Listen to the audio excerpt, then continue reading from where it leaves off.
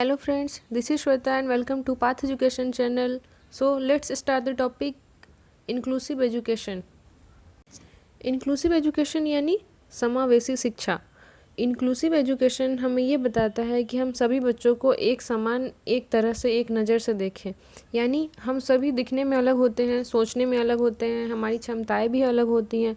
तो inclusive education हमें सबको इंक्लूड करने का सिखाता है। यानी इसके नाम में इसका अर्थ छिपा हुआ है समावेशन, यानी सबको शामिल करना। इसी शिक्षा क्वालिटी ऑफ एजुकेशन की बात करता है। इसमें किसी भी बच्चों के साथ कोई भी भेदभाव नहीं किया जा सकता और सबको एक साथ शामिल करके उन्हें एजुकेशन दिया जाता है।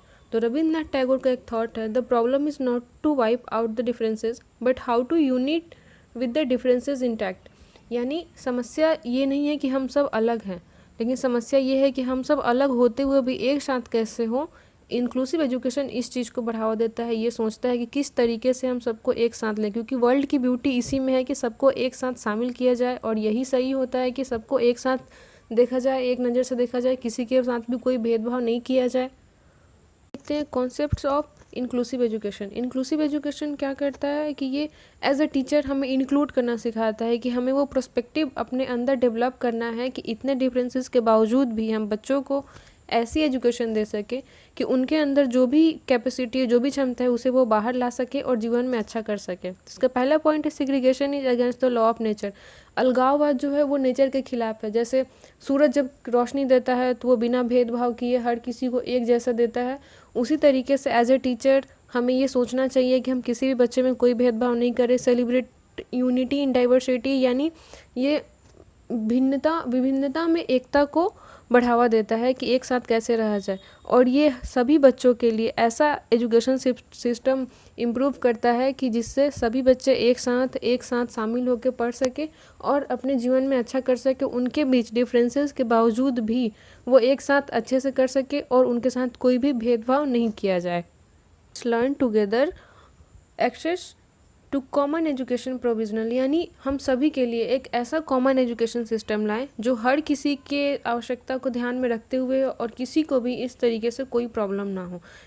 और ख़ास करके पेरेंट्स को या जो कम्युनिटी है इस चीज़ के लिए, उन्हें कहीं ना कहीं ये चीज़ लगता है कि जिस बच्चों में ये सब प्रॉब्लम है, किसी की बुद्धि कम है या फिर कोई इकोनॉमिकल ठीक नहीं है, उनको हीन भावना से देखा जाता है। तो कहीं ना कहीं पेरेंट्स को, कम्युनिटी को ये चीज़ लगता है। तो ये हम सबको, parents, community, social, as a teacher, हर चीज़ की, हर किसी की ये जिम्मेदारी बनती है कि वो बिना भेदभाव किए हुए हर बच्चे को क्वालिटी ऑफ एजुकेशन दे और उनके नीड्स को ध्यान में रखते हुए हम अपने टीचिंग मेथड्स में ऐसे बदलाव लाएं जिससे बच्चे को प्रॉब्लम ना हो।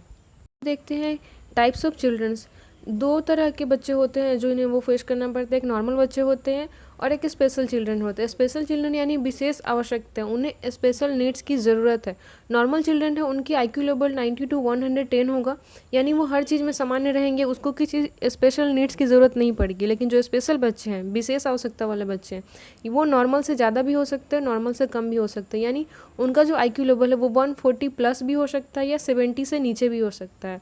या तो वो कम होंगे तब भी उनको स्पेशल नीड्स की ज़रूरत है, और उनका IQ लेवल हाई है तब भी उनको स्पेशल नीड्स की ज़रूरत है।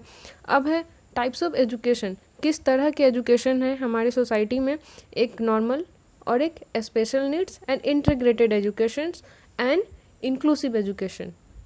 नॉर्मल नीड्स वाले बच्चे, जो नॉर्मल बच्चे हैं जो नॉर्मल स्कूल में पढ़ते हैं, उनके लिए हुआ।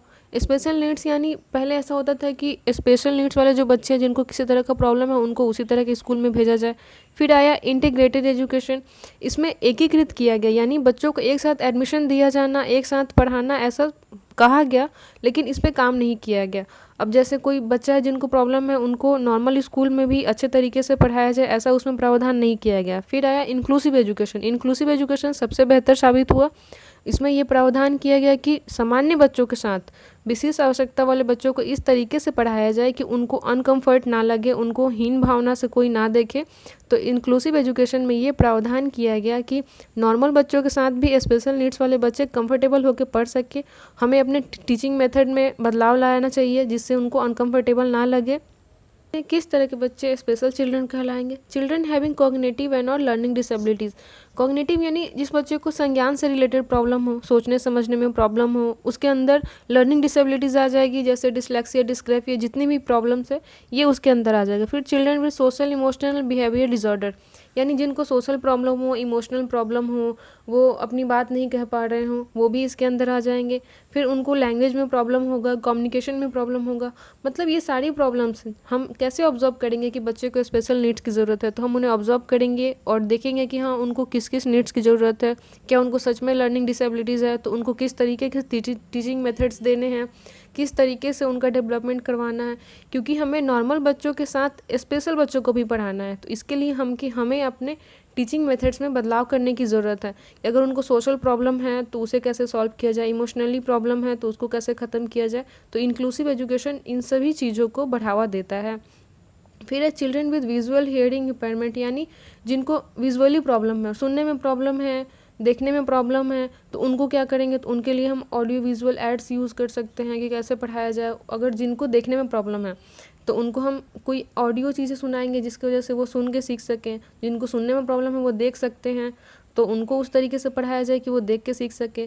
जिनको फिजिकल प्रॉब्लम हो, आने जाने में प्रॉब्लम हो, बैठने में प्रॉब्लम हो, तो उनको इस तरीके से क्लास का माहौल बनाएंगे कि उनको नॉर्मल बच्चों के साथ भी वो कंफर्टेबल होकर बैठ सके, उनको किसी भी तरह का प्रॉब्लम नहीं हो। स्कूल में ऐसा अरेंजमेंट किया जाए कि जो बच्चे व्हील चेयर से भी आते हैं वो भी नॉर्मली आ सके, उनको प्रॉब्लम नहीं हो। रेंजुली है, उन्होंने गिफ्टेड बच्चों पर बात की कि यानी कैसे जिसके अंदर सर्टेन बिहेवियर शो करे, यानी 140+ वाला बच्चा हो वो गिफ्टेड होगा, और जो विलक्षण छात्र है वो बच्चों में क्या, वो उन्होंने 3 चीज़ें दी। जो एवरेज हो, यानी एवरेज से जो एबव हो, एवरेज से एबव होगा वो भी होगा, जो गिफ्टेड बच्चे होंगे। जो क्रिएटिविटी हो, यानी जो डाइवर्स थिंकिंग हो और ब्रेनस्टॉर्मिंग करते हो, टास्क कमिटमेंट हो, यानी जो बोले कि हाँ अभी ये करना ही है और उसमें पूरी निष्ठा भाव से लगे रहें, तो वो गिफ्टेड बच्चे होंगे, ऐसा रेंजुली कहते हैं। उन्होंने 3 रिंग्स मॉडल फॉर्मूला दिया कि गिफ्टेडनेस कैसे साबित होगा कि कैसे बच्चे हैं। जो नॉर्मल बच्चों से जिनकी एबिलिटी ज़्यादा हो वो होंगे, जिनके अंदर क्रिएटिविटी हो, वो किसी भी टास्क के प्रति इतने निष्ठावान हो जाए कि उन्हें लगे कि नहीं अभी हम ये कर ही देंगे, और वो कमिट कर दे इस बात को लेकर कि नहीं हमको ये करना ही है और किसी भी तरीके से करना ही है, उसको कंप्लीट करके ही छोड़ेंगे। तो रेंजुली 3 मॉडल फार्मूला देते हैं गिफ्टेड चिल्ड्रन के लिए। अब देखते हैं the right of person with disabilities act. ये इसके बारे में हालांकि किसी दूसरे वीडियो में और भी डिटेल में करेंगे, लेकिन इंक्लूसिव एजुकेशन में भी RPWD एक्ट के बारे में थोड़ा बहुत जानना ज़रूरी है, इसलिए इसके बारे में डिस्कस करते हैं। तो comes under ministry of social justice and empowerment, ये ministry of social justice and empowerment के अंदर आता है, और इसको जो PWD एक्ट आया था 1995 में उसको रिप्लेस करके RPWD एक्ट 2016 में लाया गया, और ये 15 जून 2017 से लागू हुआ। और ये लॉ जो है वो 17 to 100 मिलियन डिसेबल सिटीज़न को प्रभावित किया, यानी जो इंडिया में रहने वाले जो भी विशेष आवश्यकता वाले हैं उनको 70 से 100 मिलियन लोगों को ये प्रभावित किया। उनके बेहतरी के लिए इसमें बात कही गई कि कैसे जो लोग जिनको प्रॉब्लम है, डिसेबल हैं, वो उनको प्रॉब्लम ना हो, और उनके बेहतरी के लिए उनके आने वाले जीवन में क्या क्या बेहतर किए जा सके, उनको बिल्कुल भी शेमलेस ना लगे। क्योंकि बहुत बार ऐसा होता है कि जो वो पेरेंट्स होते हैं उस टाइप के जिनके बच्चों में ये प्रॉब्लम होती है, और वो बच्चों को भी ऐसा लगता है कि सब उन्हें हीन भावना से देख रहे हैं, और वो कहीं ना कहीं इस चीज़ को लेके बहुत ही शर्मिंदगी महसूस करने लगते हैं, और बाकी बच्चों की तरह वो आगे नहीं बढ़ पाते। तो इसमें उनके हक के लिए बात कही गई थी, और इससे रिलेटेड और भी बहुत सारी स्कीम हैं जो लाया गया था बच्चों के बेहतरी के लिए। तो सबसे पहले IEDC 1974 to 1992 integrated education for the disable children, ये एक्ट लाया गया था 1974 में। फिर DPEP 1994 the district primary education programme, ये भी लाया गया था इन्हीं लोगों के लिए। SSA सर्व शिक्षा अभियान 2000 में लाया गया था, जो बच्चों के बेहतरी के लिए साबित हुआ था। फिर है ICDC integrated child development services, ये भी लाया गया था जो बच्चों के बेहतरी के लिए साबित हुआ था। फिर है IEDSS 2009 inclusive education for disable children eight secondary stages. NEPPD 2006 national policy for person with disabilities 2006, ये एक्ट भी लाया गया था डिसेबल बच्चों के लिए। यानी बहुत सारी स्कीम जो है वो बच्चों के लिए लाए गए हैं जिस पे काम करने की ज़रूरत है, और इंक्लूसिव एजुकेशन सबसे बेहतर है। इंक्लूसिव एजुकेशन जो बच्चों को क्वालिटी ऑफ एजुकेशन देने के लिए बात करता है कि जिनको इकोनॉमिकल प्रॉब्लम हो, फिजिकल प्रॉब्लम हो, मेंटली प्रॉब्लम हो, इन सारे डिफरेंसेस को इंक्लूसिव एजुकेशन ख़त्म करता है। सो क्वालिटी ऑफ एजुकेशन के लिए इंक्लूसिव एजुकेशन बहुत ही बेहतर है और यहाँ पे इंक्लूसिव एजुकेशन कंप्लीट होता है। Thank you.